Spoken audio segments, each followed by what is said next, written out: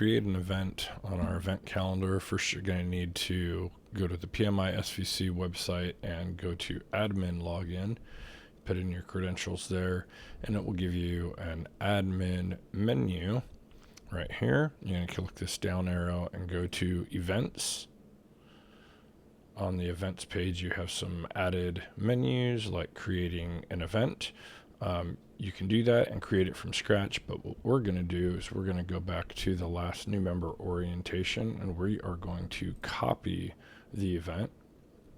When we do that, we can see here that it made a copy on the February 12th event, and we're going to edit that by hitting the pencil. We're going to change the name to remove copy, validate that this is all correct. This looks good. Yep. 50 because that's the limit basically on the number of people we could pack in the room. It's got an old event image, so we're going to change that.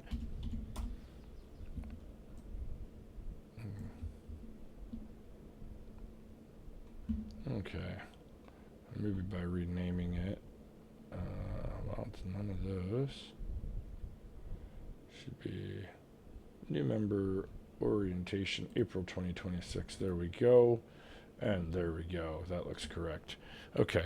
So, non-member price, it won't matter because it's only open to members. Member price is free. That's correct. That's a good image for the venue. Correct address. Now we need to adjust this date and time here. April 9th and April 9th. It's going to be from 5 to 6, so that's good. I already have a short description. We can validate these, make sure that nothing is changed. That looks good. I'm going to hit Save Changes. Now we'll just make sure on the calendar that we have everything that we're looking for. Go to April 9th, new member orientation. This all looks correct here.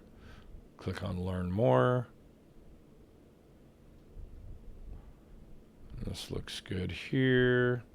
What to expect. Yep. Okay. So this is ready to go. So putting another event on the calendar is very similar. Not too hard to figure out once you got logged in with the permissions.